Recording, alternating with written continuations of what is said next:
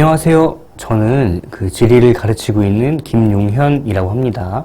네, 오늘 만나볼 강의는 여러분 6월 모의고사 그리고 9월 모의고사 그리고 수능 특강과 수능 완성 이렇게 네 가지의 이제 수능과 관련된 직접 관련된 그 시험들과 문제지가 있는데 이것들을 이제 수능 때 연계가 많이 될 예정입니다. 보통 지난 시험들을 봐도 다 그렇듯이 연계가 많이 되고 또 6월, 9월의 경향이 그대로 수능에 나타나기 때문에 그것들을 모두 한데 모아서 공부를 학습하는 것이 매우 중요하다고 저 생각을 하는데요. 그래서 준비한 이번 강의는 뭐냐면 이번 수능 한국지 연계 대비 자료입니다. 그래서 6월에 나왔던 경향, 그리고 9월에 있던 경향, 그리고 수능 특강과 수능 완성에서 볼 수 있던 어떤 지역적인 내용이라든가 연계가 될 수 있는 그런 내용들, 그런 것들을 좀 잘 모아서 한 자료로 만들었어요. 그래서 이 자료만 보시면은 6월 대비, 9월 대비, 그리고 수능 특강과 수능 완성의 연계까지 모두 공부할 수 있는 그런 효율적인 교재를 한번 만들어 봤으니까요. 이 자료를 한번 참고해 주시고, 이 자료는 영상에 더보기란 가시면은 링크가 있습니다. 그 링크에 가서 아마 블로그 링크가 되어 있을 거예요. 그 블로그 링크 들어가서 자료를 받으시면 됩니다. 그래서 그 자료를 PDF 파일로 되어 있으니까 받으셔서 같이 강의와 함께 학습을 하면 되실 것 같습니다. 네. 강의 제목은 프로틴이에요. 네. 단백질이죠.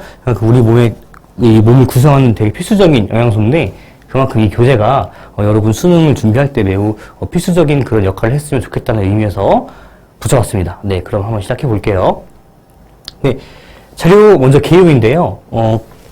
제가 드렸던 그 자료를 보시면은 앞에 두 번째 장에 이렇게 목차가 나와 있습니다. 그래서 대단원 그리고 중단원 명을 적어놨고 페이지 적어놨고요. 중요도는 별 1개에서 3개까지 1개, 3개까지 체크를 해놨고 각 중단원명 제목과 수능 특강, 수능 완성, 6월 모의고사 그리고 9월 모의고사 연계 어디서 연계가 됐는지 그리고 어떤 자료, 어디에 있는 자료를 참고했는지 적어놨으니까 함께 보시면 될 것 같습니다. 네, 그럼 바로 이어서 가볼게요. 네, 내용이 쉬운 내용도 있고 어려운 내용도 있고 강조할 내용도 있고 그렇지 않은 내용도 있는데 그냥 한번 언급하고 넘어가면 좋은 내용도 있기 때문에 엄청 긴 시간 진행하지 않을 거고 여러분이 충분히 읽고서 넘어갈 수 있는 부분은 그냥 그렇게 짚어만 드리니까 참고하시고 하면 되겠습니다.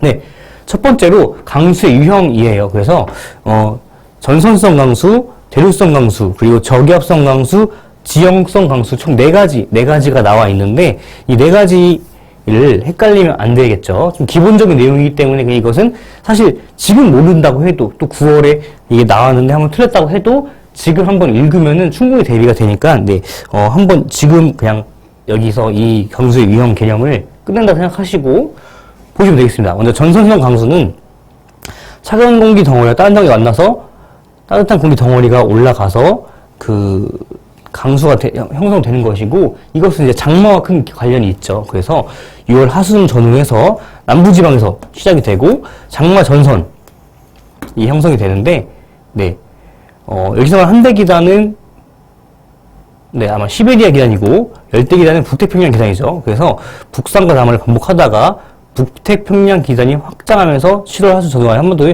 북쪽으로 올라가서 마무리된다. 이렇게 해서 전선성 강수가 되겠고요. 그 다음은 대류성 강수. 대류성 강수는 소나기. 요즘은 우리나라 되게 더워지기 때문에 소나기보단 스코어의 느낌이 좀 더 강하게 있는 것 같아요. 그래서 근데 그게 다 대류성 강수이고 강한 일사로 인해서 땅이 가열되니까 공기가 상승하고 그 상승한 공기의 대류 현상이 나타나면서 강수가 일어나는 현상이 되겠습니다. 네, 이 대류성 강수가 9월 모의고사 6번에 나왔어요. 그래서 호우는 강한 일사로 나가 호우인데 호우는 강한 일사로 대류성 강수가 나타날 때 주로 나타난다. 이게 틀렸죠. 네. 대류성 강수는 소나기이기 때문에 호우같이 좀 길고 엄청 강수 양이 많은 그런 것은 대류성 강수가 아니라 전선성 강수다. 네, 그렇기 때문에 이거 해놨고요.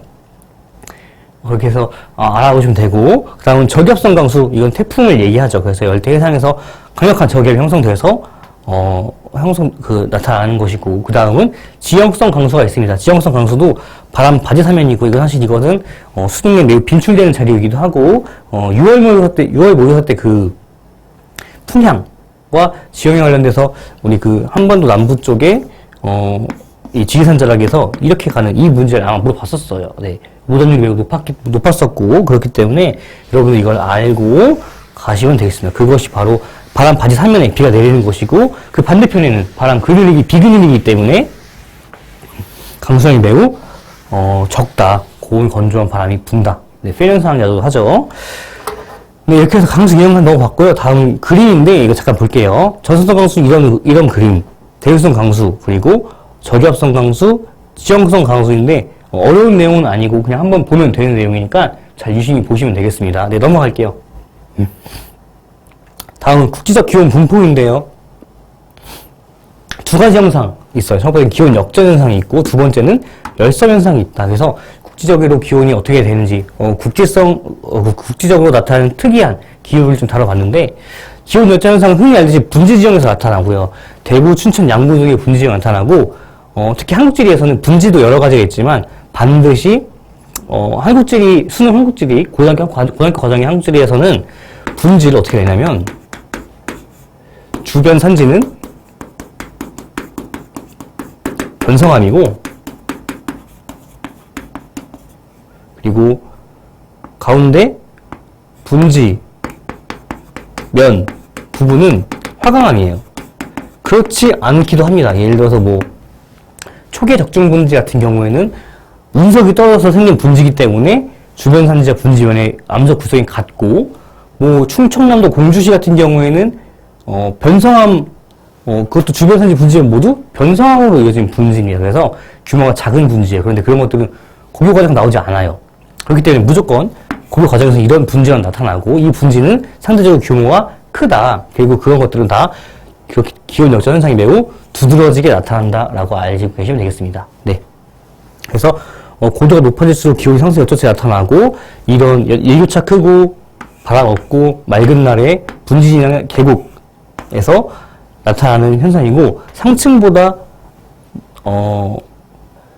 위보다 아래가 더 기온이 낮은, 그렇기 때문에 기온이 역전되는 그런 현상을 이야기하고요. 안개나 냉해가 발생할 수 있다. 이 내용은 사실 지금의 이 개념은 끝난 상태입니다. 만약에 구멍이 있다면은 보시라고 해놓은 거고, 그렇기 때문에 별도 한계예요. 네, 중요하지 않지만 혹시 모르는 분이 있을까봐 짚고 넘어가고요. 두 번째는 열섬현상인데, 열섬현상은 서울이나 대전 등 대도시에서 나타납니다. 그래서 도시 중심부의 기온이 주변 지역에 비해서 높게 나타나는 현상이고, 여름보다 특히 겨울에 더 두드러지게 됩니다. 이건 기출에 나왔던 내용이기 때문에 이건 꼭 알아두시고요. 만약에 열섬이 어렵게 나온다면 이것이 나올 것 같아요. 그리고 건물명 간호사에서 인공면 나타나고, 표장 면적이 넓고 녹지 면적이 좁으니까 나타나는 현상이고, 이건 사실 기본적인 내용이기 때문에 알고 계실 거라 생각하고요. 바람길, 건물 옥상 녹화, 하청 복원 등의 대책이 있다. 그래서 이런 것도 어려운 것은 아니기 때문에 짚고 넘어가겠습니다. 네. 다음, 네. 그래서 보면 역전 현상인데, 여기 역전층이에요. 그래서 이게 원래 이렇게 돼야 맞는 거죠. 그런데 올라갈수록 기온이 높아지는 현상이 역전 나타나고 있는 것이고, 네. 그리고 자, 이 지도와 이 문제는 열섬 현상에 대한 내용이에요. 그래서 이 지도 보시면은 같은 동위도상인데도 대전이 조금 더 온도가 높은 걸 볼 수 있고요. 특히 청주도 그렇고 서울도 그래요. 여기는 이 문제는 서울과 천안을 비교한 문제인데, 서울은 여기 있고 천안은 여기 있네. 천안이 더 남쪽에 있는데 천안이 더 춥다. 왜일까? 서울의 열섬 현상 때문입니다. 네, 그래서 이 문제는 한번 스스로 풀어보시면 충분히 알 수 있기 때문에 한번 풀어보시면 될 것 같습니다. 네, 다음 넘어갈게요.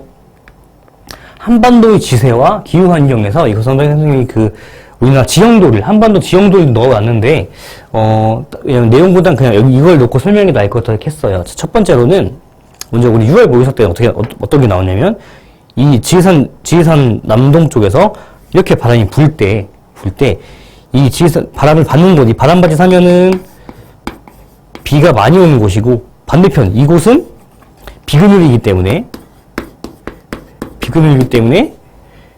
비가 매우 적고 온도가 기온이 높아진다. 건조해지고. 자, 이 내용이 나왔었죠. 이게 6월 모의고사 내용입니다. 자, 그리고 또, 자, 이거 볼까요? 한반도의 북쪽에 보면은 이렇게 있어요. 이거 볼까요, 이게? 개마고원이죠. 개마고원이고요. 매우 해발 고도가 높은 그 지대인데, 그렇기 때문에 어떻게 돼요? 강수량이, 아이고, 강수량이. 기온이 매우 낮다. 이번에 9월 모의고사 때, 9월 모의고사 때 뭐가 나왔냐면, 이제 여기서 그, 풍산이 나왔죠, 풍산. 선생님 기억으로는 풍산에, 여름 최하늘 평균 기온이 17도 내외로 기억을 합니다. 그만큼 매우 추운 곳이고, 또 그렇기 때문에 우리나라의 태백과 대관령과 기후 환경이 비슷해요. 그런데 그거보다 조금 더 고緯도에 있고 높은 곳에 있기 때문에 더, 추운 형태로 나타나는 것이죠. 근데 메커니즘은 아마 태백이나 대관령과 비슷하다고 생각하시면 될 것 같습니다. 그리고, 자, 그렇다면은 6월에는 여기에 나왔고, 9월에는 여기가 나왔으면은, 수능에 어디가 나올까, 수능에는. 틀릴 것 같지만, 예측을 한번 해보자면, 선생님은 고산이 나올 것 같습니다. 고산. 제주도 고산. 여기가, 네, 겨울에 북서계열풍을 바로 받고, 그렇기 때문에 매우 풍속이 강해요. 그리고, 제주도를 이렇게 놓으면은, 이렇게 나눠서, 여기 서귀포,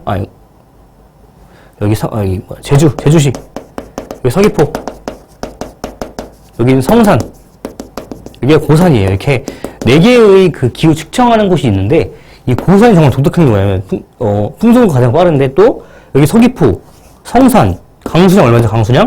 약 2,000mm 정도가 와요. 2,000mm. 매우 많이 오고, 제주도 1,500에서 1,600 정도가 오는 매우 다우지를 보이는 그런 제주도의 특징이 있는데, 고산은 1,100mm밖에 안 됩니다. 연강 수량이.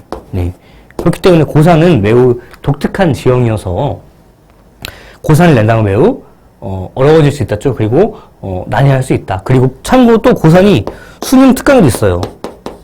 수록이 되어 있기 때문에 고산을 한번 알아가시면 될 것 같습니다. 근데 이제 풍속이 강하고 강수량은 1,100 정도다라고만 알고 있으면 사실 고산에 대한 건 크게 할 게 없어서 그 정도만 알고 있으면 될 것 같고요. 또, 네.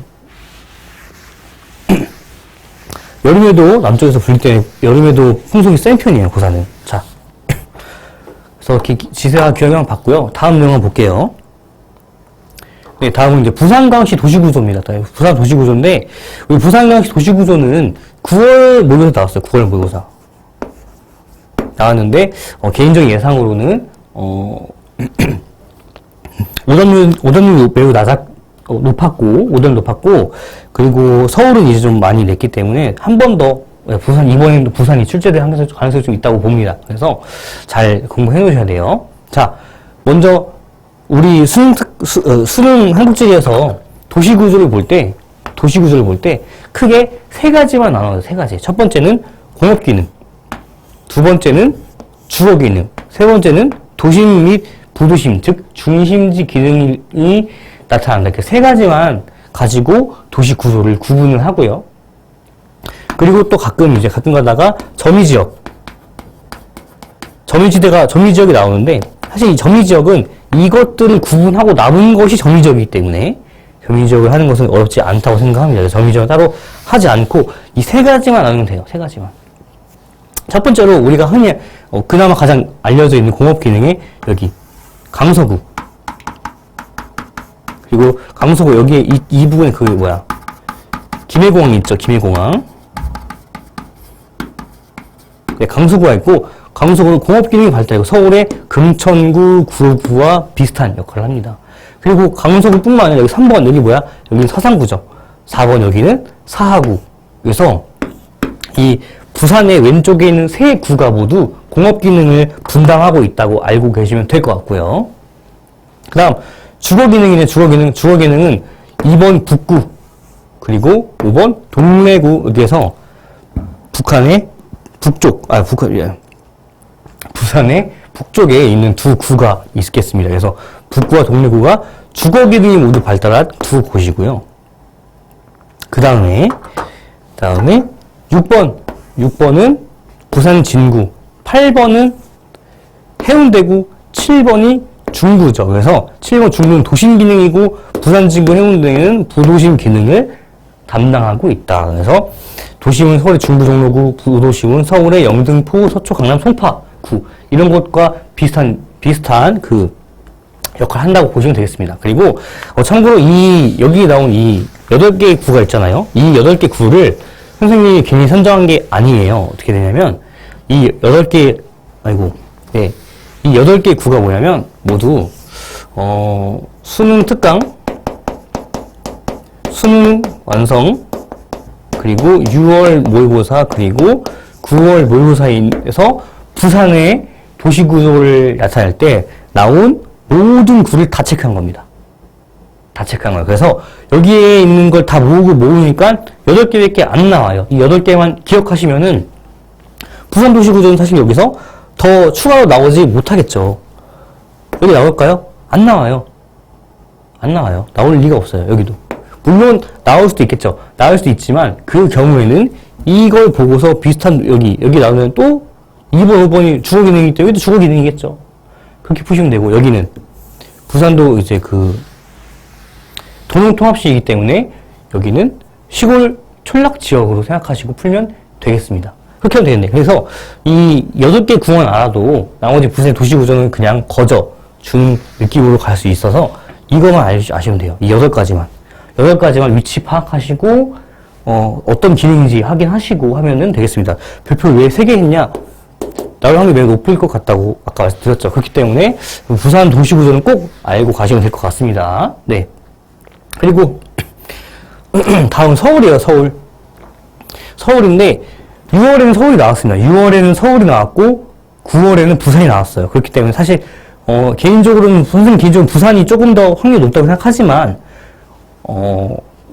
시험에서 나온 확률로는 5대5죠. 5대5. 한 번씩 나왔기 때문에. 그래서 안 할 수 없다. 그리고 여기를 낸다고 해도 정말 이상하지 않기 때문에 해야 된다. 또 도시구조는 무조건 나오는 문제이기 때문에 둘 중 하나 나오니까 중요하니 알아두고 가셔야 할 듯 합니다. 아까 말했죠. 도시구조는 몇 가지 기능을 나눈다.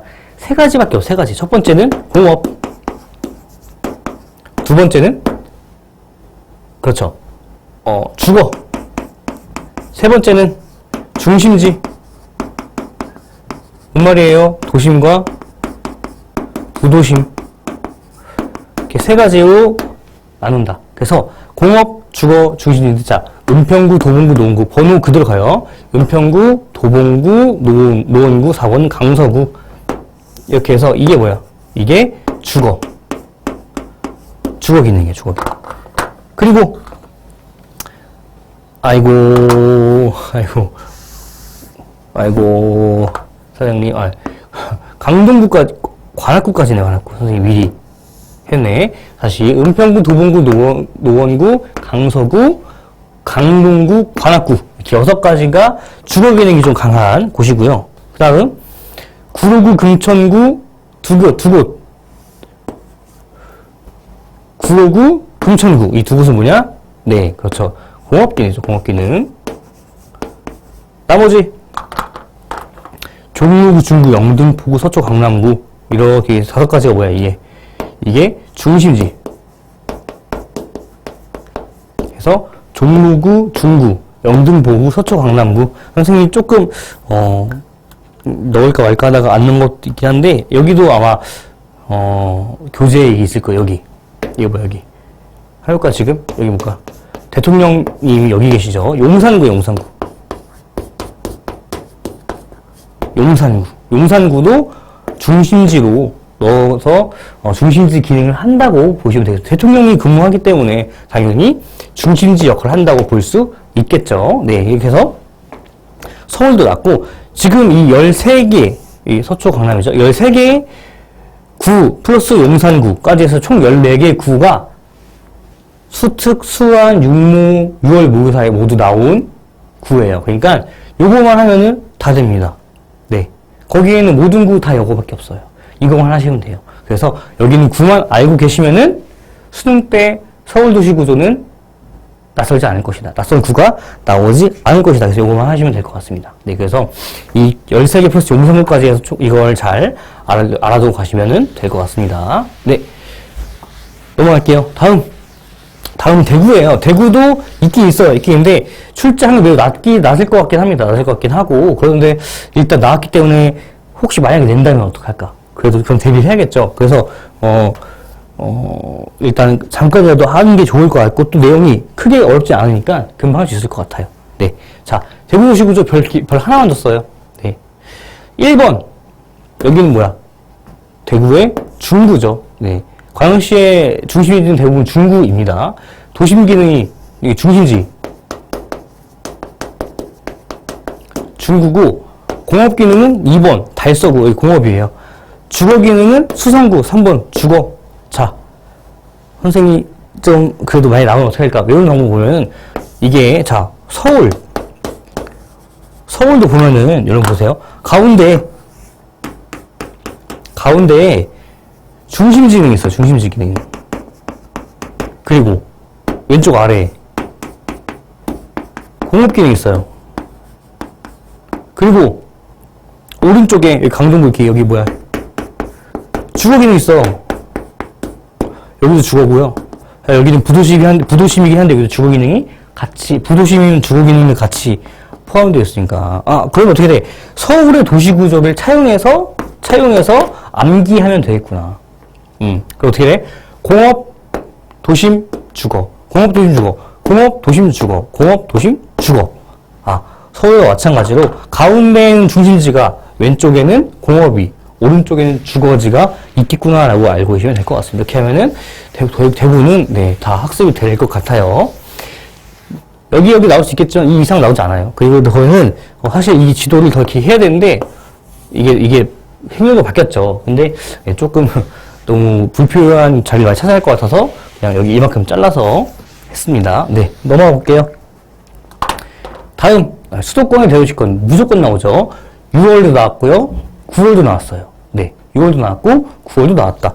수도권은 꼭 알고 가셔야 되고, 자, 먼저 보시면은 이게 주요 도시 해놨고 성격, 인구, 그리고 주간 인구수를 냈는데 여기는 이 17개의 도시 모두 다 뭐야? 그렇죠. 여기도 마찬가지죠. 6월 모의고사, 9월 모의고사, 수능 특강, 수능 완성에 있는 모든 경기도 지역을 다 가져온 게 17개 나옵니다.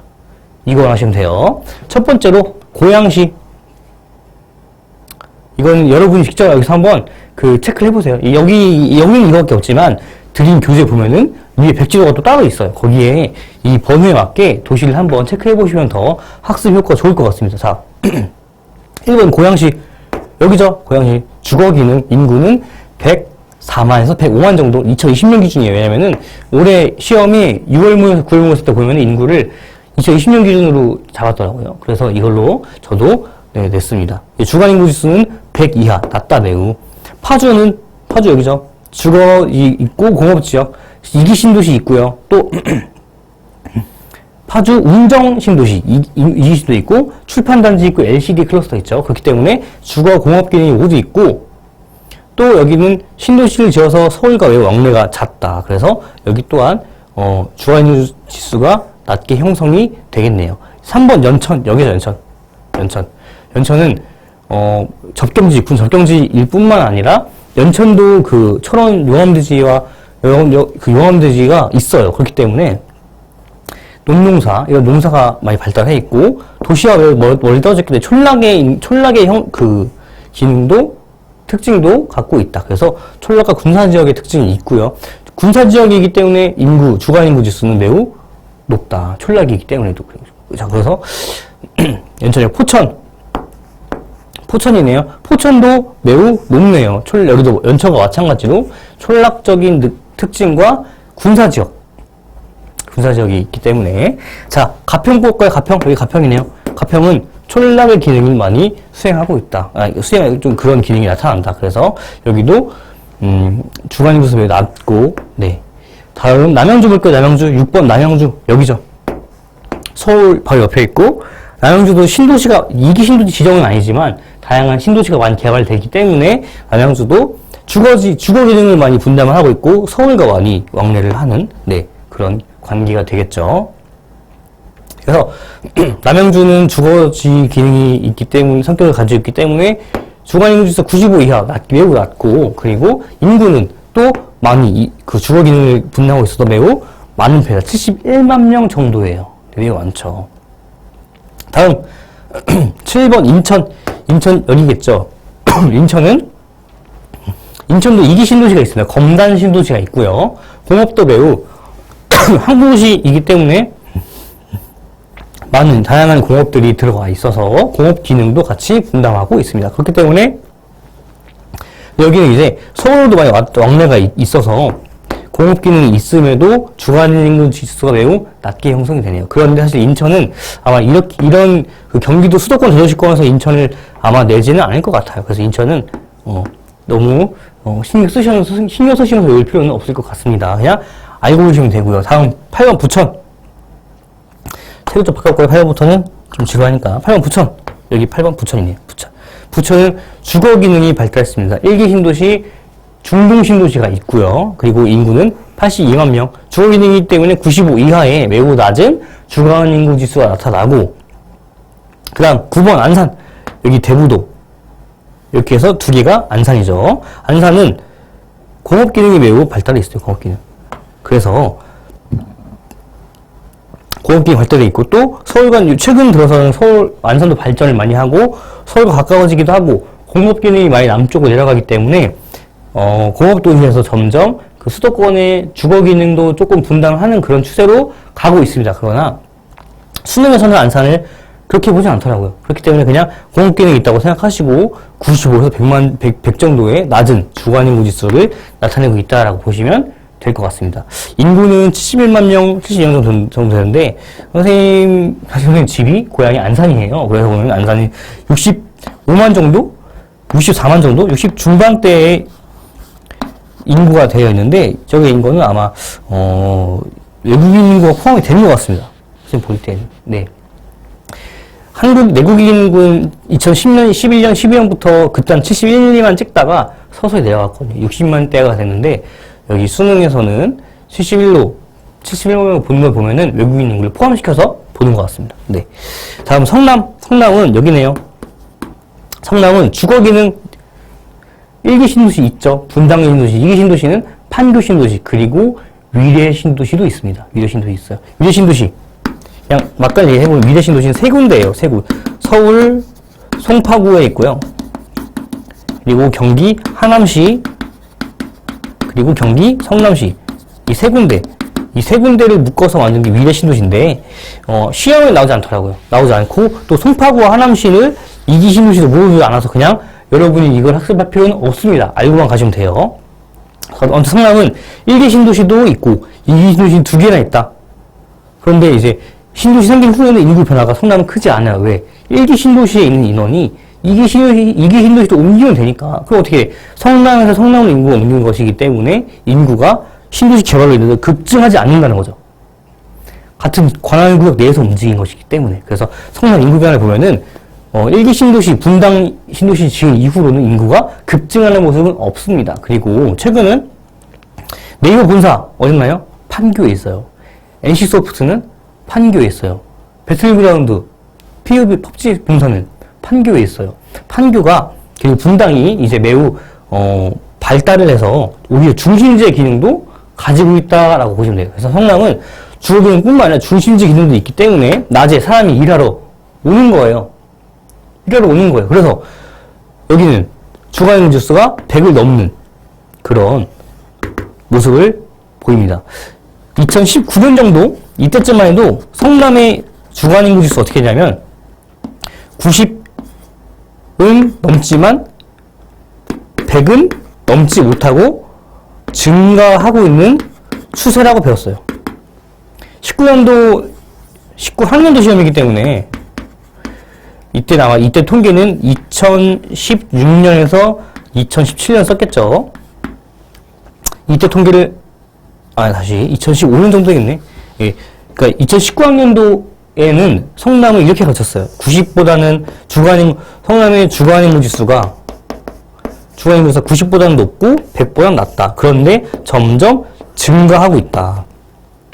이게 2019학년도입니다. 그럼 2019학년도니까 2018년이죠. 시행연도는. 그렇다면은 통계는 2, 3년 전 걸 쓰니까 보통. 그러면 2015년에서 2016년 통계 썼겠네. 지금은 2020년인데 2020년 통계를 쓰는데 이 4, 5년 정도 후에 어떻게 돼요? 주간인구지수가 100을 넘겨버렸어요. 아, 성남의 중심지 기능이 매우 심화되고 있구나. 성남의 중심지 기능이 매우 심화되고 있구나를 이걸로 알 수 있겠습니다. 그래서 이거를 알고 하시면 될 것 같고요. 다음 화성은 여기네요. 네, 주거기능 신도시 있나요? 있죠. 동탄 신도시 있죠. 가장 뜨거운 신도시 중에서 가장 인구가 많이 몰리는 곳이고 화성은 나중에 또 얘기하겠지만 인구가 매우 많고요. 올해 4월에 성남시 인구를 역전해버렸어요. 그리고 올해 말에는 100만을 넘길 거라고 예상돼요. 즉 여기는 화성은 지금도 인구가 급증하고 있다는 거예요. 급증하고 있다. 계속 늘고 있어. 계속. 그래서 인구가 계속 늘어. 현재 그 인구 증가 그래프 있으면 계속 늘어. 계속 화성이에요.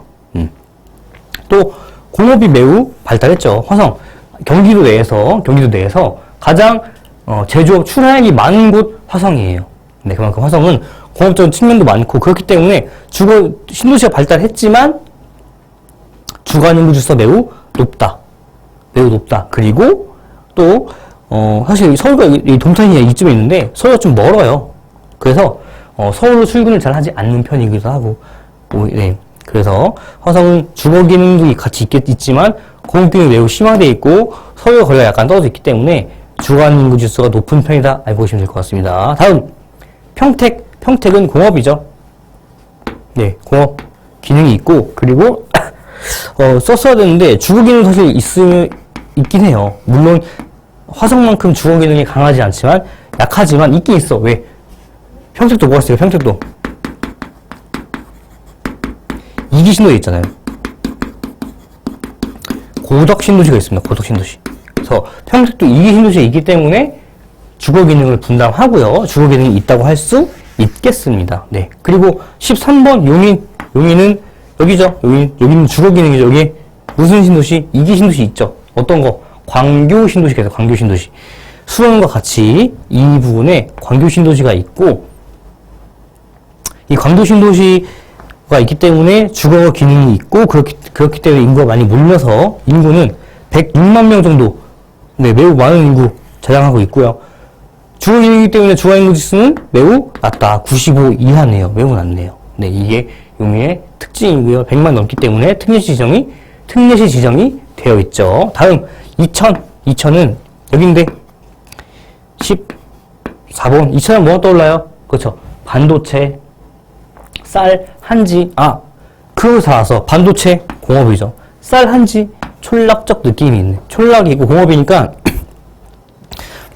촌락도 주간 인구지수가 높은 곳이고 높은 특징이고 공업도 주간 인구지수가 높은 특징이고 여기가 오니까 그렇다면은 그렇기 때문에 여기는 23만 명 정도 인구가 있고 110 이상 매우 높은 주간 인구지수를 보인다라고 할 수 있겠습니다. 그래서 이천은 주간 인구지수가 매우 높은 곳이다라고 알고 계시면 될 것 같네요. 네, 포천 이런 곳 여기 다 이런 곳이네. 포천과 이천이 가장 주간 인구지수가 높은 지역이네요. 다음 여주는 촌락적 느낌이 있고 촌락적 기능 성격이 있기 때문에 주간 인구지수도 105에서 110 높은 편이다. 여주는 여기에요. 여주. 하남은 주거죠. 하남은 어디냐면 여기에요. 여기. 아까 그냥 그 위례 신도시에 걸쳐 있기 때문에 하남 여기 있고 서울과 매우 인접해서 좀 괜찮은 그 지역이겠죠. 강남과 인접해 있으니까. 그래서 주거 기능이 강하기 때문에 주간 인구 지수는 낮다. 인구는 약 30만 명 정도 있다. 네, 오산이 볼까요? 12번 오산은 주거 기능이고요. 오산은 화성이 품고 있어요. 여기 오산이요. 4만 명 정도고요. 여기도 화성과 마찬가지로 주거 기능, 네, 하남과 마찬가지로 주거 기능이기 때문에 95 이하의 주간 인구 지수가 나타납니다. 네. 이렇게 해서 7개 지역을 했는데, 선생님, 김포는 없어요? 수원이 없어요? 안양이 없어요? 괜찮아요. 해도 돼요. 그러면 따로 학습을 하시고요. 이건 뭐냐면, 말씀드린 대로 6월, 9월 수능 특강, 수능 완성에 있는 지역을 긁어온 것이고, 거기 있는 경기도 지역은 7개밖에 없습니다. 네. 이것만 하시면은 그 내용은 모두 대비가 된다라고 생각하시면 되고, 학습을 그렇게 하시면 될 것 같아요. 다음. 네. 환경 불평등, 이것은, 사실, 수능 특강 있을 때마다 매번 있는 자료지만 매번 시험에 안 나와요. 그런데 올해는 추세가 좀 다릅니다. 추세가 다르기 때문에 이런 것도 한번 그냥 두들겨 보고 간다는 생각으로 하면 좀 더 좋을 것 같아요. 네. 참고로 그 해설 강의 9월 모의고사 해설 강의 때 얘기했지만 정부 교육부에서 소위 킬러 문제 사례를 얘기했죠. 그래서 첫 번째 1번 수학 킬러 문제를 언급했고요. 2번 국어 킬러 문제 언급했고요. 3번 영어 킬러 문제 언급했고요. 4번 과학 킬러 문제 언급했습니다. 사례는 없어요. 네, 사례 없어요. 사례는 킬러 문제가 없습니다. 정부 오피셜이에요. 여기에 사례는 없고 1, 2, 3, 4로 목차가 끝나고 내용이 끝납니다. 그 말은 뭐냐? 사회는 킬러 문제가 없다. 지금처럼 문제를 내도 이상 없다. 저번 사회문화 같은 한 2% 정도의 그 문제 있죠. 그거는 그냥 출제가 잘못된 것이다. 그렇기 때문에 실제로 9월 모의고사 때 매우 난이도가 높아졌고, 그런데 사회는 아무런 이슈가 되지 않아요. 왜? 어차피 킬러 없기 때문에. 그래서 그런 걸 봤을 때 이런 걸로도 충분히 나올 수 있고 더 사회는 어려울 수 있으니까 한번 해보면 더 좋을 것 같다는 생각이 들었습니다. 그래서 자, 전력 생산량 및 소비량인데 이거는 금면 짧게 하고 넘어갈게요. 여러분 한번 읽어보면 충분히 이해할 수 있어요. 발전소가 있으면은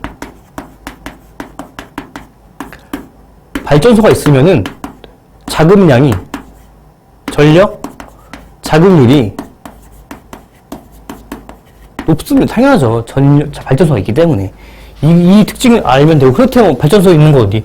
충남, 또 원자력 있는 곳 경북, 울산, 부산, 전남, 이런 곳들이 전력 생산량이 많고, 그 자금률도 높겠죠. 그래서 있네요. 자금률은 생산량이 소비량이 적은 인천, 충남, 경북, 부산 등이 높고, 서울, 서울, 대전, 경기 등은 발전소가 크게 많이 위치하지 않으니까 낮다. 다음 두 번째는 대기오염물질 배출량인데요. 이거는 환경 불평등이잖아요. 대기오염물질을 뿜는 곳이랑 그거를 받아들이는 곳이 다르다라는 것이에요. 그래서 인천, 충남, 경북은 자금률이 200% 넘어서 전력을 다른 지역으로 공급한다. 이건 또 뭐야? 그럼 여기는 전력, 저기는 손해 보겠네. 이런 것도 있고. 이것도 있죠. 충남은 대기오염물질 배출량이 전국 배출 5분의 1을 차지할 정도로 많고 석탄화력 발전소가 집중되어 있다. 충남이 우리나라를 위해서 전력 생산을 위해서 충남의 환경을 다 희생하면서 하고 있고요. 그래서 충남에 사는 분들은 상대적으로 환경 불평등을 체감하겠구나라는 것이에요. 실제로 미세먼지가 가장 심한 거 어디예요? 충남, 대전이죠. 그거 물론 중국에서 날아온 미세먼지를 직격탄을 맞기도 하지만 플러스 충남 자체에서의 화력 발전소가 있기 때문이기도 합니다. 왜냐면은 중국만 영향이 가면은 충남이 1등이 될 수 없죠. 되지만 경기도도 비슷하게 가야지. 전라북도도 남도도 그렇고. 하지만 충남이 특히 많아요. 왜? 황사도 받지만 더해서 석탄화력 발전소도 같이 있기 때문에. 다음. 그래서 이 그래프 보시면요. 이 선 그래프가 자금률이고 이게 색깔 있는 게 소비량, 없는 게 생산량이네요. 이걸 보시면 됩니다. 경기는 소비량이 많고요. 충남은 생산량이 많긴 해요. 그렇기 때문에 자금률도, 이게 자금률이죠. 이게 자금률이 매우 높다. 200% 넘네. 반면에 경기는 낮네. 서울도 매우 낮네, 서울. 이런 식으로 이 그래프를 볼 줄만 아시면 되고, 어떤 특징이 있는지 한번 보시면 되고요. 대기오염물질, 이거 지역별 대기오염물질 배출량도 있는데, 이것도 별 한계인 이유가 그만큼, 나가는 게 없는 것 같긴 해요. 자, 그러면 배출량 보면은 1등 충남, 2등 강원. 사실 이거 생각 못했죠. 강원이 대기오염 물질 배출량 2위네. 이거는 혹시 만약에 나온다면은 이게 나올 것 같아요. 이게. 강원의 대기오염 물질 배출량. 그리고 3등은 전남이다. 이 정도만 알고 가시면 될 듯 합니다. 네. 이 정도를 하고 한번 자료를 스스로 읽어보시면 좋을 것 같습니다. 네. 넘어갈게요. 다음. 과실 생산량과 경남 3위. 자, 이거 되게 중요한데, 사실 이거는, 이미 알고 있는 내용이기도 하고, 그냥 약간 팁 같은 느낌이어서 별표는 한 개만 했습니다. 자, 먼저, 볼게요. 과실 생산량. 자, 2019년까지는 시도별 과실 생산량 순위가 경북이 1위였고, 제주가 2위였어요. 그런데, 20년, 21년 넘어가면서 어떻게, 제주가 1위가 되고, 경북이 2위가 됩니다. 아, 순서가 바뀌었어요. 선생님 어떻게 해요? 그러면 연도 보고 순서까지 다 외워야 되나요? 그럴 필요가 없다는 거예요. 1, 2위가 왔다가 한다고 할 때 그 두 가지의 수치가 비슷하기 때문에 경북과 제주를 모두 함께 물어보지 않는다. 둘 중에 하나 물어볼 거예요. 네, 이 두 개를 비교하는 건 절대 나오지 않았어요. 절대. 그건 지리시험이 아니에요. 그렇기 때문에 과실 생산량이 비슷하고 순위가 뒤바뀌어서 이 순위를 외울 필요가 없다. 그리고 경북도 둘 다 가장 많은 지역이다. 둘 다 많다. 공동 1등이다라고 생각하시면 될 것 같습니다. 그리고, 자, 경남 3위는 이거는 꿀팁이에요. 농업 문제를 풀 때 꿀팁인데, 자, 채소 1위 전남, 2위 경북, 3위 경남, 쌀 1위 전남, 2위 충남, 3위 전북, 과실 1위 제주, 2위 경북, 3위 경남, 맹류 1위 전남, 2위 전북, 3위 경남. 제주의 과실, 전북의 쌀 빼고는 전남이 3개가 1위고요. 경남이 3개가 3위야. 이거만 알고 가면은 외우기 어렵지 않죠? 쉽잖아. 이거만 알고 가면은 농업 문제로 생산량을 물어봤을 때 1초 컷 할 수 있어요. 1초 컷. 네. 그래서 경남은 채소, 과실, 흰색으로 할 거 그랬네? 해볼게요. 자, 경남은 채소, 과실, 맹류. 채소, 과실, 맹류 모두 생산량 3위다. 옆에 만약에 그 문제가 있다면 이거다가 써주세요. 그리고 전남은 채소, 쌀, 맹류가 모두 생산량 1위다. 1위.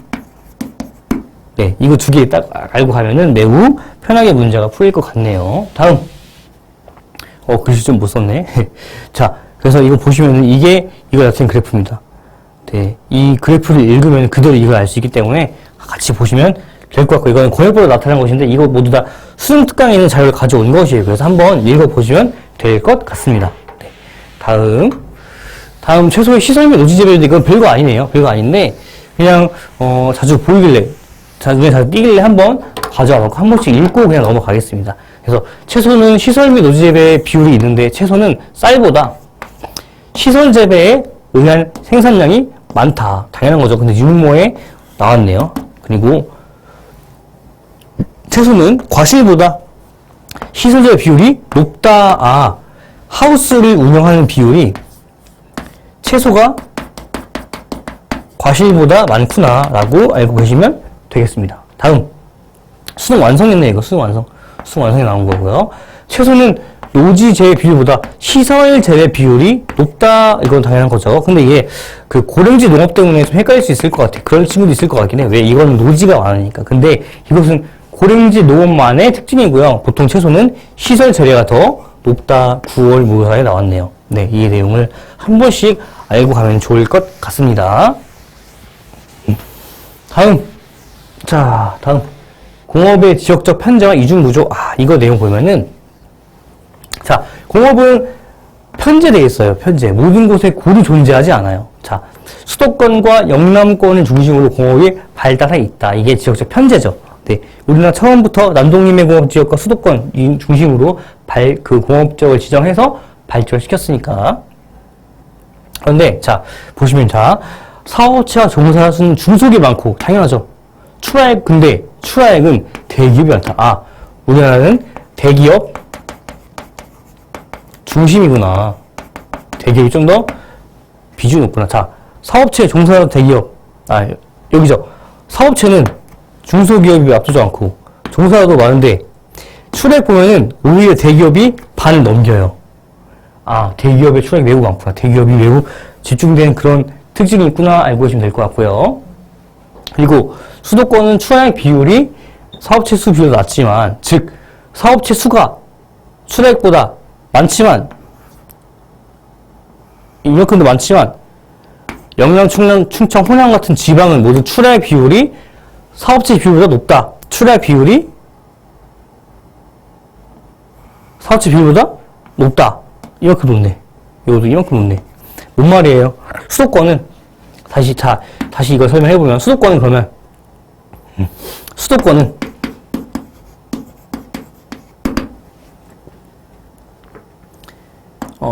출하액 비율이 사업체 수 비율보다 낮기 때문에 사업체 당 출하액이 낮다. 그죠? 그 말은 무슨 뭐야? 그 말은 뭐야? 수도권에는 대기업보다 중소기업의 비중이 높다가 되겠죠. 이걸 알아야 돼요. 또, 자, 영남, 충청, 호남은 사업체당 출하액이 높다. 그 말은 뭐예요? 다시 말하면 반대이기 때문에 대기업의 비율이 중소기업 비율보다 높다가 되겠죠. 지방이 오히려 대기업이 많다. 왜? 중소기업은 사실 인프라가 갖춰져 있지 않아서 자생하기 힘들어요. 대기업은 그냥 만들면 돈 많으니까. 그러니까 중소기업은 수도권에 있어야지 그 유지가 되는 거야. 지방에 가서 그냥 땅 싸라고 지방에 가면은 중소기업은 유지가 안 된다는 거예요. 대기업은 자생하면 되기 때문에 그냥 가면 되지만. 그래서 중소기업 비율은 비수도권보다 수도권이 높고요. 비수도권 지역은 수도권보다 대기업이 높아요. 이거를 여기서 얘기한 거예요. 자, 9월 모의고사 14번이 나왔습니다. 경기, 서울, 제주, 충남 중 1인당 지역 총생산은 충남이 가장 많다. 즉 수도권 빼고 촌락 빼고 지방인 충남이 가장 1인당 지역 내 총생산, 한 명이 버는 돈, 즉 대기업에 대한 비율이 높다라는 걸 나타내네요. 실제로 자 보시면은 지역 내 총생산은 수도권이 압도적이지만 1인당 지역 내 총생산은 보면은 울산이 1위고, 이거는 아는 내용이죠. 이건 이미 기출된 내용이지만 충남이 2위예요. 충남이 2위다. 이미 이것은 이거에 나왔기 때문에 알고 가셔야 되겠습니다. 서울이 3위, 전남 4위인데 울산, 충남까지만 아시면 되겠습니다. 원래 울산만 알면 됐지만 이제 충남까지 알면은 될 것 같네요. 기출로서는. 네, 그래서 울산과 충남이 1인당 지역 내 총생산 1, 2위고 지방이 이런 특징을 보인다라고 알고 계시면 될 것 같습니다. 다음. 북한의 기후네요. 북한의 기후는 매우 중요하다. 매우. 별표 3개죠. 무조건 나올 것 같아요. 무조건 나올 것 같아요. 왜? 6월 모의고사에도 북한의 기후가 나왔고요. 모든 1등이었죠. 9월 모의고사에 나왔습니다. 모든 여기도 1등, 2등 왔다 갔다 하는 걸로 기억을 해요. 북한의 기후는 무조건 나오는구나. 그리고 오답률이 높구나. 매우 쓸만하겠구나. 자, 보면은 우리가 자주 나오는 곳도 있어요. 자주 나오는 곳들. 원산, 희천, 남포, 청진, 이런 곳. 중앙진도 그렇고요. 그런데 이제 9월 모의고사 때 힘들었던 건 뭐예요? 안주가 나왔죠. 처음. 풍산도 나왔습니다. 그렇기 때문에 우리는 이런 것들이 나올 것을 대비해서 해야 돼요. 보면은 나머지 신의주도 나왔었죠. 신의주도 한번 해볼까 이렇게? 자, 선생님이 좀 더 알아가고 싶은 건 나머지 것들이에요. 해산, 북한의 최소지입니다. 그리고 좀 될까요? 장전 보여요? 원산 밑에 장전도 장전은 북한의 최다우지예요. 원산보다 많이 와요. 원산 1350 정도인가? 그리고 장전 1500대입니다. 개성도 다우지예요. 평양은 소우지죠. 남포가 아마 같이 나왔을 거예요. 소우지. 자, 삼지연도 소우지죠. 강계도 그렇고요. 강계도 아마 소우지일 거예요. 소우지. 그래서 이 정도 함흥은 하려고 할 게 바닷가. 전형적인 바닷가 도시의 특징이 나타납니다. 이 정도 알고 가시면 되고요. 사실 선생님이 이 찍은 것도 왜 이렇게 찍었냐? 당연히 그렇죠. 6월 모의고사, 9월 모의고사, 수능 특강, 수능 완성에 있는 북한의 모든 지역 다 넣고 선생님이 생각하기에 나올 수 있을 만한 곳, 최소우지, 최다우지 같은 것들을 추가로 넣었습니다. 그래서 이거만 하시면 아마 대비가 될 것 같고, 만에 하나 여기에 없는 지역이 나온다. 그렇다면은 그냥 그 북한 놓고 그 지역에 맞는 거 푸세요. 뭔 말이냐? 여기 겨울 강수 높고 다우지잖아. 이런 그 구역별 특징이 있잖아. 그거 가지고 하면 돼. 여기는 소우지잖아. 여기는 상대적으로 다우지잖아. 여기는 개마고원이니까 해발도 높은 대관령 같은 특징이 나타나겠죠. 여기는 뭐야? 소우지네요. 여기는 격해도가 높네. 그러니까 연교차가 크겠네. 이런 거 하면 돼. 이 구역에 해당하는 곳이 어차피 그렇게 놓고 풀면 되겠습니다. 자, 그렇다면은 이 모든 지역에 대한 통계표가 밑에 있죠. 네, 이거 보시고 하면 돼요. 그래서 최고 최저값의 별표를 해놨는데 보시면은, 자, 이거 잠깐 볼게요. 최나단 평균 기온, 여름에 가장 추운 곳은 삼지연. 여기가 가장 추워요. 여기가 가장 추운 곳. 여기가 가장 추운 곳. 그리고 따뜻한 곳은 평양.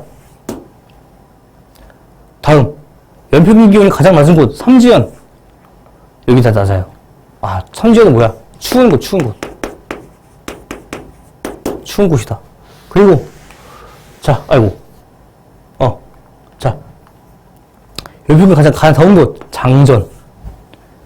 여기가 가장 따뜻한 곳이네. 다음 최하의 평균 기온 가장 추울 때 1월에 장전이 가장 따뜻하고요. 삼지연이 가장 춥네요. 아, 여기는 삼지연을 왜 넣었나? 가장 추운 곳이기 때문에 다 추워 다. 오케이. 자, 그리고 연평균 풍속 남포 바닷가죠. 그 바람이 세게 오고요.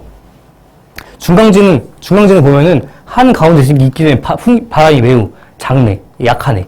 그리고 연강수 볼까요? 장전이 제일 많네요. 원산보다 장전이 더 많네. 150mm 더 오네. 그래서 장전이 더 비가 많이 온다. 최다 우수다. 그리고 해산 559mm, 이게 1년 내내 559mm예요. 아, 해산이 그건 뭐야? 최소구지가 되겠구나. 다음 여름 수영강수 볼까요? 장전 여름에 비가 제일 많이 와요. 겨울 수영강수 여기 비 많이 와요. 여름 겨울 다 가장 비가 많이 오는 곳이다. 장전은 최다우지다 무조건. 네.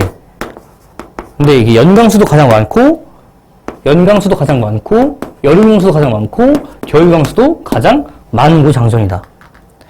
자, 그리고 해산은 또 이거 제일 적어요. 네. 여름 강수는 어디서 적나? 여름 강수는 60, 59. 함흥이 꼴등인가? 원산이 꼴등인가? 청진이 꼴등이네. 청진. 아, 이거 체크를 안 했네요, 선생님이. 여름 강수는 청진이, 집중률은 청진이 꼴등이네, 집중률. 1등은 개성. 중부지방. 개성, 여기 개성. 자, 그리고 겨울 집중률은 1등. 또 장전. 그죠? 또 장전. 깊이 오니까. 눈 오니까. 자, 또. 꼴등. 3.4. 신의주네, 신의주. 그죠? 신의주죠. 그래서, 여기가 겨울철 강수 집중률이 매우 적다. 이렇게 해서 이 통계표 보고서 같이 보세요, 같이.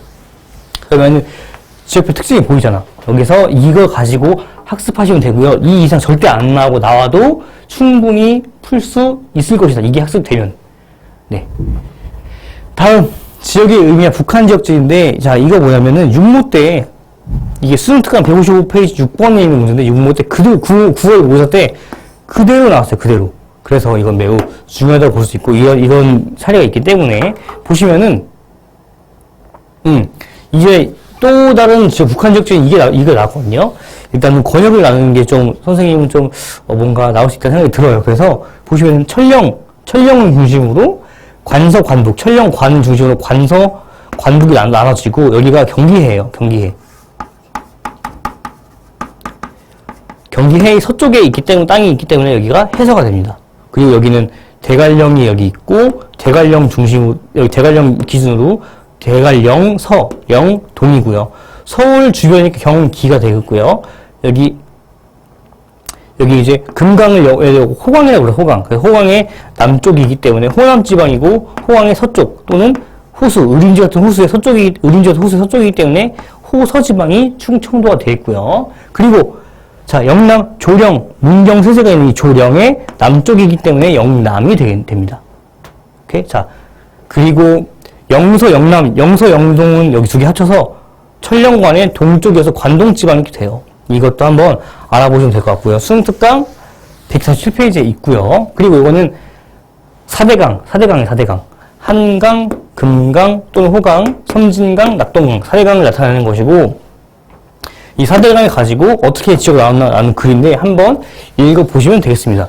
중요도에 비해서 내용이 어렵지 않고 금방 알 수 있는 것이니까 꼭 학습하세요. 이거만 해도 돼. 이 내용 다 가져온 거기 때문에 수능특강을 볼 필요 없습니다. 다음. 자, 여기는 뭐냐면 지형이에요, 지형. 지형인데 북한에 지세가 나타나 있죠. 그래서 산맥이 이렇게 있고 1차 산맥, 2차 산맥이 있고 땅이 있는데 자, 이 문장 볼까요? 마천령 산맥이 나왔고요. 개마고원, 낙림산맥, 압록강, 대동하루 일대. 마천령 어디 있어요? 마천령 여기 있네. 예. 그리고 개마고원 여기 개마고원이고요. 낙림산맥은 이게 낙림산맥이네. 그리고 압록강 압록강 그리고 대동강은 여기죠. 이렇게 대동강. 이것도 나왔다. 이 문제를 한번 풀어보시면은 아마 이 내용도 이해가 충분히 가실 겁니다. 이거 선생님이 하는 거는 조금 시간이 없을 것 같고, 이렇게 해서 한번 이 지세를 확인하고 옆에 문제를 같이 풀어보시면은 좋을 것 같아요. 네. 다음. 경기 강원 지역지인데 이것도 선생님이 거기에 있는 모든 지역지를 다 가졌어요. 다 가졌고, 근데 너무 이 기본적인 내용은 빠졌을 수도 있는데, 자. 파주, 여기도 한번 여기 번호를 체크해가면서 이거 한번 해보세요. 파주 어딜까? 파주, 여기죠. 아까도 했었죠. 파주, 경의선 철도가 있고, 여기 선생님, 왜 이거 썼어요? 여기도 이기신도시 있고, LCD 클러스터 있는데, 그리고 출판 있는데 왜 이거 썼어요? 이게 지역지로 나오지 않았어. 그냥 거기 있는 내용만 그대로 쓴 거기 때문에, 파주는 경의선 철도가 샀습니다. 참고로 경의선은 서울 경이고, 신의주죠, 의주. 그래서 서울과 신의주가 이어진다. 서울과 신의주가 이어지기 때문에 그 가운데 파주를 지나가서 파주가 있는 것이고요. 다음 수원 어디에? 아까 안 나왔죠? 여기 있네. 여기에 수원이 있어. 수원 이기신도시, 광교가 있고요. 광교신도시. 그리고 도청소야지 경기도청이 있네요. 자, 경기도청은 수원에 있고 경기 북부청은 북부도청 의정부시죠. 의정부시 알고 계세요. 김포 수도권 이기 한강신도시, 이름이 한강신도시예요. 있고 김포 평양이기 때문에 쌀 생산량이 많다. 김포는 여기 도끼처럼 생긴 것, 이 도끼처럼 생긴 곳이 김포다. 네. 다음 강원도 볼까요? 강릉. 자, 강릉은 신소재 해양 바이오산업 중점 육성으로 다우제한다. 다우제. 또 다우제 어디? 그 전남에 남원이 있죠. 강릉은 여기네요. 양구 시래기부 무청 재배. 양구 펀치북이잖아요. 그렇죠. 하지만 이 내용이 나와서 이거 먼저 해볼게요. 양구가 시래기 무청이 있다는 것도 생소하잖아. 그죠? 양구는 여기에 있습니다. 자, 양양, 6번 양양이네요. 서피비치, 성양, 장소 마케팅, 이거는 없는 현상에 넣었어요. 왜냐면 요즘 너무 핫한 곳이야. 그리고 양양이 왜 또 냈냐? 양양과 강릉은 헷갈리기 너무 좋아요. 모양도 비슷한데 크기도 약간 작지만 비슷해. 위치도 바로 옆에 있어. 그러니까 헷갈리기 쉽고 양양이 요즘 핫하기 때문에 양양을 꼭 알아두시고요. 또 이따 볼 거죠. 연기 문제에 도로교통 이렇게 있어. 그래서 결국 이것도 도로교통으로 또 연기가 돼요, 지역지리가. 이건 꼭 알고 계시면 될 것 같습니다. 다음 태백. 태백은 여기네요. 석탄박물관하고 탄광이 있었고, 정선은 여기에요. 정선은 뭐냐면, 레일바이크. 자, 레일바이크 왜 탄광 지역에 있냐면, 문경 레일바이크 있죠? 삼척도 레일바이크 있어요. 근데 여기 왜? 탄광에 왜 레일바이크가 있어? 옛날에 광산에서 석탄을 캔 다음에, 거기다 레일 설치한 거야. 그죠? 레일 설치한 다음에 그 탄광에 있는 그 석탄을 싣고 레일로 보낸 거예요. 이걸 우리가 직접 운송하면 너무 힘드니까. 또 광산이 매우 깊이 있어서 그냥 레일로 올리면 되니까. 그래서 석탄 그 탄광이 있던 레일을 가지고 그냥 그거를 사람이 탈 수 있게 바꿔서 관광사업 한 게 레일바이크예요. 그래서 석탄 박물관이나 과거 탄광 있던 지역에 관광지 가보면은 레일바이크가 다 있어. 삼척, 정선, 문경 이런 거 다. 그리고 알고 가시면 될 것 같습니다. 다음 화천 산성축제 화천은 여기죠. 춘천 여기 화천. 10번 평창 여기. 평창과 정설도 헷갈리면 안 돼요. 이것도 모양이 비슷하고 붙어 있어. 강릉 양양, 정선 평창 이 두 개 이렇게 헷갈리시면 안 됩니다. 평창은 올림픽 고속철도 있고요. 스키장, 겨울 스포츠 있고, 춘천은 북한강 도청 소재지 강원 도청이 있다. 알고 계시면 될 것 같습니다. 이 정도 지역지리는 하시면 좋을 것 같아요. 만약에 지역지리 연계가 된다면 이 정도 선에서 연계가 될 것 같습니다. 다음 특례시, 이건 잠깐 넘어갈게요. 특례시는 정말 아니고 정의 100만 명 넘는 대도시. 근데 이제 광역시나 자치시, 특별시 빼고 일반 도시 중에서 지금 어떻게 돼 있어요? 수원, 고양, 용인, 창원. 그런데 이제 화성시가 아까 얘기했던 매우 급하게 인구가 증가하고 있고 올해 말에 100만 명 돌파로 특례 지정이 예상된다. 그래서 지금 수원, 고양, 용인, 창원에 화성이 추가로 들어올 확률이 매우 높다 정도만 알고 계시면 되겠습니다. 이거 하는 거 읽어보시면 되고 수특에 있는 내용 그대로 가져온 것이기 때문에 한번 읽어보세요. 다음, 네, 도로교통 사용한 지역지인데 이거 매우 중요합니다. 왜? 6월 나왔고요. 9월 나왔어요. 둘 다 나왔네. 여기는 어떻게 돼? 대구에서 창원 가는 거, 구미 가는 건, 포항 가는 걸 냈고 여기는 두 도로를 놓고 그 도로에 걸치는 지역을 가지고 지역지를 물어봤죠. 이 내용을, 그래서 이 연계된 내용이 있기 때문에 이번 수능에서도 도로교통을 하는 지역지가 연계된 게 매우 높고 또 보시면 여기 보여요? 원주, 횡성, 평창, 강릉 이 라인이에요. 이 라인. 애초에 이게 연계된 거야. 뭐 연계된 거야? 수특 165번. 자, 그렇다면 뭐가 될까? 이 위에는 여기 나오지 않을까, 이게? 이게 나올 것 같은데? 이거 뭐야, 이거? 그럼 뭐, 이거 어떻게 돼, 이거? 춘천, 뭐야, 이거? 홍천, 그리고 인제, 양양이네. 양양이 여기서 나오는 거예요. 그렇기 때문에, 춘천, 홍천, 인제, 양양. 이 60% 이거를 그대로 가져왔어요. 이거는 50% 있고, 이 60%과 50% 지나는 그 지역들의 지역지를 모두 알아야 해요. 여기서 이제, 홍천에 옥수수가 난다네? 이거 알고 하시면 될 것 같고요. 그 구호영모에서 나왔죠. 그리고 횡성 뭐야? 한우 모르는 사람 없죠. 그래서 이 정도, 여기는 이 아래 거 이미 나왔기 때문에 위에 거 유심히 보세요. 이게 60% 이게 조금 더 중요하겠습니다. 특히 여기서도 인제, 양양, 특히 양양 나올 것 같아요. 뭔가 느낌이. 그리고 자 밑에 124페이지에 17번 동해안 칠봉도네.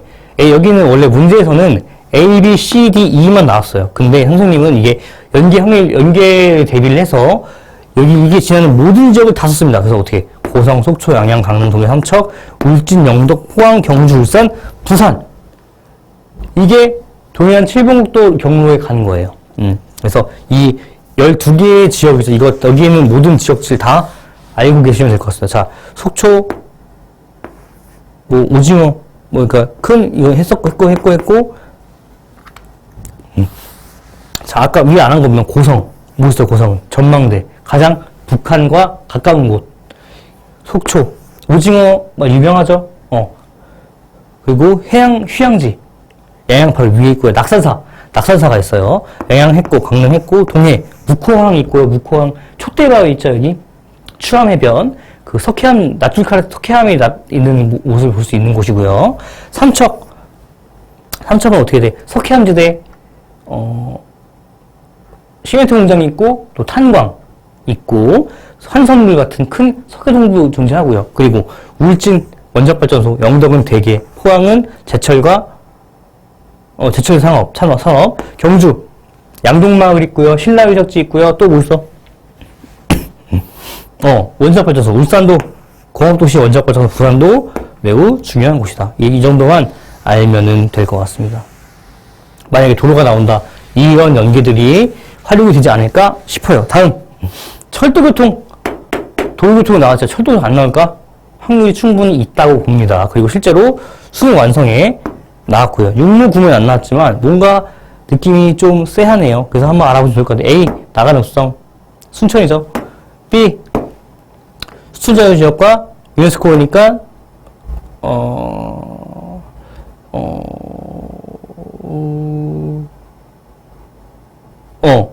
밀사지. 아이고. 익산. 춘향전, 배영지. 뭐야, 이거? 남원. 이렇게 해서 이거 한번 학습하시면 좋을 것 같고요. 연계될 수 있으니까. 이거는 선생님이 직접 만들어 본 거예요. 모든 철도역 현황이 있는 것이고, 이거를 다 한번 지도에 찍어봤어. 그리고 라인별로 색을 칠해봤는데, 좀 보이나요? 철도가 어떤 식으로 있나. 보이죠? 이렇게 가고요. 이렇게 가고요. 이렇게 가고요. 이렇게 가고요. 이렇게 가고요. 이렇게 하고요. 이런 거예요. 또 이렇게 가. 이렇게 가. 이게 철도 라인이야. 고속철도, KTX, SRT 같은 것들만 해놓은 것이고 이것을 표로도 놨습니다. 아이고. 표로도 해서 주어진 자료에 이게 다 나와 있으니까 이것도 같이 한번 보시면 좋을 것 같아요. 여기에 모든 철도교통 고속속도에 있는 모든 지역 다 써왔으니까 이거 확인하시고요. 그리고 보시면은 이거는 이제 수도권 전철로가 이어진 충청지방 천안 아산이 수도권 1호선역까지 가기 때문에 이게 그림이 있고 이 그림 한번 보시면은 좋을 것 같습니다. 그리고 두 번째 이거 김천 지금 뭐 있어요? 지금 도로공사 본사가 있죠. 혁신도시니까. 그리고 자 경부선 철도개통이 됐다고 하네. 볼까요? 경부선 철도 개통이 돼서 김천구역 있죠. 그래서 경부선과 경부선을 만나는 곳이고 무주거창동 지리산 자락이 내륙에서 벗어나는 곳이다. 즉 교통의 요지고 철도 교통이 매우 요지이다. 추풍령 여기 늘 추풍령이에요. 추풍령으로도 연결된다. 추풍령 고개니까 여기도 왕래하는 곳이고요. 드라이브 코스 유명하고요. 이렇게 해서 사실 이거는 도로교통도 좀 포함이 되겠네요. 아무튼 그래서 이 내용도 보시면은 이 자료를 한번 읽어보시고 하면 좋을 것 같습니다. 추풍령은 참고로 충청북도에 있어요. 그래서 이 자료들 한번 확인해 보시고요. 선생님은 철도교통도 뭔가 확률이 높다고 생각하고 있습니다. 그리고 자 충청지방 제주도 특성 9월 모의사 때 이게 매우 시의원이 정전이 나왔던 걸 기억을 해요. 근데 보면은 이게 청주 답이 5번이고 청주였어. 근데 아마 이거랑 헷갈렸을 거야. 이거는 헷갈리는 건 말이 안 돼요. 이거는 아산이었죠. 자, 처음엔 왜 이걸 내지? 너무 지역 아닌가? 청주에 사는 사람만 여기에 LG화학이 있기 때문에 알 수 있는 거 아닌가? 그런데 사실은 알고 보니 뭐예요? 연계였어. 지역이 아니라 연계였어. 연계였어요. 보시면 이거 뭐야? 청주 그대로 있어요. 전기, 전자제품, 화학물질. 연계예요. 여기도 서산, 당진, 청주, 단양, 당진, 서산 이렇게. 그래서 이 12번 내용이 사실 수능특강에 있는 게 그대로 나온 연계 문제였대요. 연계 문제였고 이것을 좀 깊게 보지 않았으면 틀렸을 것 같네요. 근데 사실 이 충청지방재정 특석 내용을 가지고 이제 9월에 낼 수 있지만 선생님 생각으로는 그보다 여기 출약 낸 건데 그보다 영남을 낼 수 있을 것 같아요. 영남을. 이거는 같은 유형의 그래프인데 영남이에요. 그렇다면 이걸 이렇게 해서 1, 2, 3, 4, 5 이렇게 해버리면은 낼 수 있는 거 아니야? 그죠? 영남도 그러면은 볼 수 있겠구나. 충남뿐만 사실 충남보다는 충청보다는 영남을 조금 더 내기 더 좋죠. 공업지역도 많고 특색도 다양하니까. 그래서 충청 그리고 이건 이미 낸 내용이기 때문에 이거는 한번 지역별로, 주요 지역별로 추라액 1, 2, 3을 넣은 것인가 한번 확인하시고요. 보기 편하라고 좀 넣어놨고, 영남이 좀 더 확률이 높을 수 있을 것 같아요. 영남이. 이런 그래프처럼, 이거 되는데, 이거. 그러니까 영남 보시고, 대부분 선생님이 직접 바뀐 행정구역으로 바꿔왔습니다. 직접 한 거예요. 자, 그래서 영남은 이 글 다 수능특강 있는 거 가져왔어요. 그래서 이거는 기본적인 특성이기 때문에 한번 읽어보시고, 이 부산, 대구, 울산, 포항, 구미, 창원, 거제의 각각의 특징을 한번 잘 확인하시면은, 연계된 문제로 나왔을 때 대처가 충분히 가능할 것 같습니다. 한번. 영남지방도 똑같이 했으니까 한번 확인하시고요. 그리고 또 하나. 호남지방도 있어, 호남지방. 근데 제조업 특성을 그대로 가져온 것이니까 한번 읽어보시고, 수능특강 가져온 거니까. 자, 거기에 광주, 여수, 광양이 원그래프로 이 출하액이 나타나 있어요. 원그래프로. 근데 3개만 있어. 그래서, 호남도 그러면 문제를 만들면 5개 있어야 되지 않을까? 그러면은 영암이나 전주, 완주 같은 것도 또 군산 같은 것도 포함시킬 수 있지 않나 해서 선생님이 통계책을 찾아봤어요. 근데 웬걸? 없네. 출하액이 없어. 다 보면은 봐봐. 보세요, 여기. 충청지방도 출하액이야. 문제도 실제로 출하액으로 나왔고요. 그리고 영남도 출하액이야. 그러니까 호남도 출하액이어야 되는데 이 3개 말고는 지역별 출하액이 안 나와. 그래서 어떻게 했냐면요. 사고가 도저히 안 나와서 여기는 영암 없잖아. 영암은 사실 선생님 영암을 원서 샀어요. 영암. 왜? 조선 공을 발달했으니까. 그리고 전화를 했어요.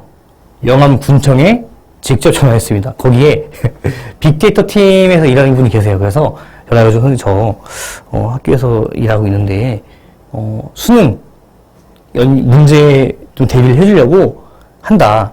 근데 혹시 영암의 출하액 통계를 발표하셨냐? 여쭤봤죠. 발표를 안 하셨답니다. 영암 이런 곳은 출하액 자료가 없는 거예요. 뭔 말이야? 자료가 없다는 것은 문제를 낼 수가 없다. 내봤자 사업체 수, 종사자 수 이런 것들이네. 근데 연기는 준 출하액 되기 때문에 안 나온다. 영암에는 안 나올 것이다.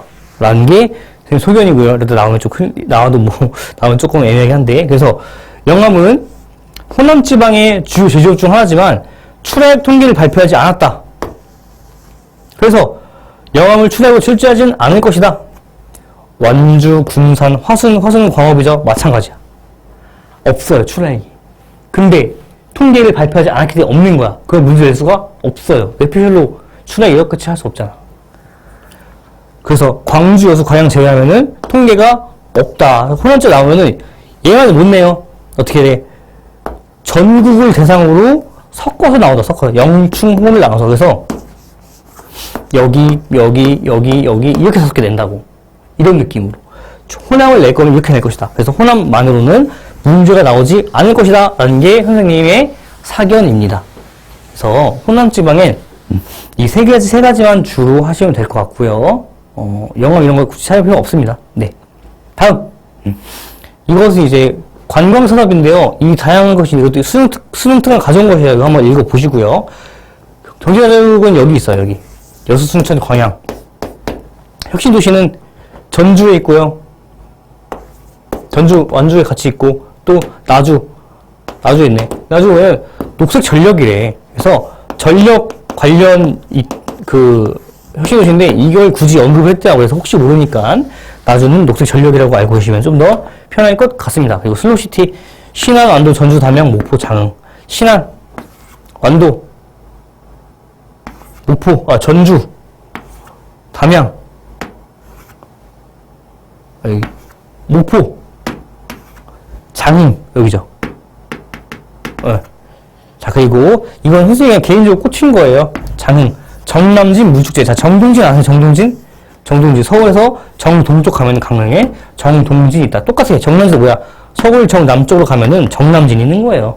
그리고 물축제, 섬이기 때문에 물축제 하는데 이게 정남진을 꼭 강조하고 싶었나 봐. 그래서 정남진 물축제를 한다. 장흥은 물축제도 하고 정남진이다 라고 알고 계시면 조금 더 괜찮을 것 같습니다. 다음. 네, 끝이 보이는 혁신도시, 기업도시, 경제자유구역 세 가지 모두 위치를 다 찍었어요. 이거 보시면 됩니다. 그리고 권역별로 모든 혁신도 다 적어놨기 때문에 이거 보시면 돼요. 추가적인 설명 필요 없겠죠. 다음, 기업도시 마찬가지예요. 관광, 레저형, 지식개발 두 가지 있는데 태안과 영암, 해남, 원주와 충주, 태안과 영암, 해남, 원주와 충주 이렇게 있어요. 이거만 보시면 되고 이 위치는 몇 개 안 되기 때문에 꼭 알고 가시면 될 것 같습니다. 그리고 경제자유구역 다 체크했어요. 시도별 여기 하나 있어. 여기 자 인천, 부산 진해, 광양만, 경기, 대구 경북, 그리고 충북, 그리고 동해안권, 그리고 광주, 그리고 울산. 이거 알는데 선생님 이거 다 알아야 돼요. 경제자유구역은 깊게는 공부할 필요 없지만 알고는 있으면 좋을 것 같습니다. 알고 있으면 좋을 것 같아요. 그래서 이것은 한번 알아두시고 그냥 이것은 이해를 위해서 적어놓은 거지만 이것보다는 이 지도를 통해서 한번 봐주시면 더 좋을 것 같아요. 이 지도로 위치를 알고 계시면 될 것 같아요. 왜냐면은 한정만 있는 게 아니잖아. 그 구역을 정한 것이기 때문에. 그래서 경제적도 한번 알아보시면 좋을 것 같고요. 그리고 자 충청, 영남, 호남 지역들인데 이것도 선생님 대구 수정해놨습니다. 자 충청, 영남, 호남, 제주 더 많은 지역이 있고 더 이 지역들도 더 다양한 특징이 있지만 왜 이거만 있냐? 수능 특강, 수능 완성에 있는 것만 가져왔어요. 추가적인 건 여러분 개인적으로 공부하시고 여기 있는 것만 여러분 해보시고요. 위치만 여기다 한번 써보면서 해보세요. 공주, 청주, 충주, 단양, 서천. 서천 하구뚝이 있고 갯벌 있으면 갯벌 있는 하구뚝이 서천이에요. 보령은 하구뚝 없습니다. 그리고 이것도 세계차의 유산이기 때문에 알아두시고요. 영남, 문경, 6번 문경, 하동 7번, 호남 전주 8번 전주, 9번 나주, 10번 영광,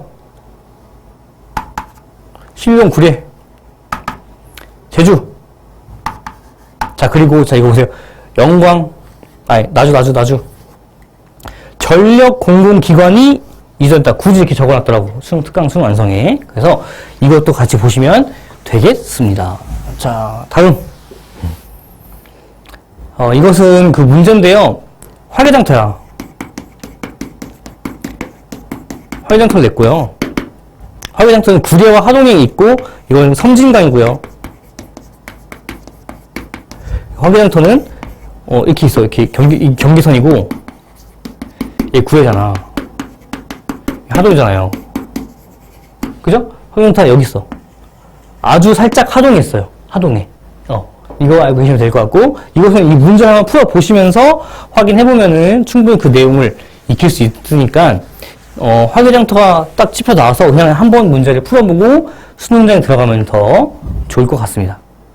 네, 여기까지 해서 모두 연계가 마무리됐고요. 지금 1시간 좀 넘는 시간 동안 했는데, 한국지는 좀 연계율이 높고 내용이 많아요. 그리고, 좀 깊이 좀 가려는 형식이 좀 아무래도 있는 세계지보다 좀 더 있다 보니까 내용이 좀 많아졌습니다. 그래서 이것들 사실 근데 아무리 그래도 스스로 공부해보면 내용이 별로 없다라는 생각이 들 거예요. 그러니까 이해가 안 되시는 부분이 있다면 지금 이 강의를 계속 또 반복적으로 보시면서 이해를 하시고 그 드린 링크 더보기에 있는 그 링크 블로그 링크 자료가 있죠. 그 자료를 가지고 연계 학습을 하시면은 충분히 한국지 연계는 될 것 같습니다. 네. 이렇게 강의를 마치고요. 추가적인 질문이 있다면 댓글로 남겨주시면 되겠습니다. 네. 감사합니다.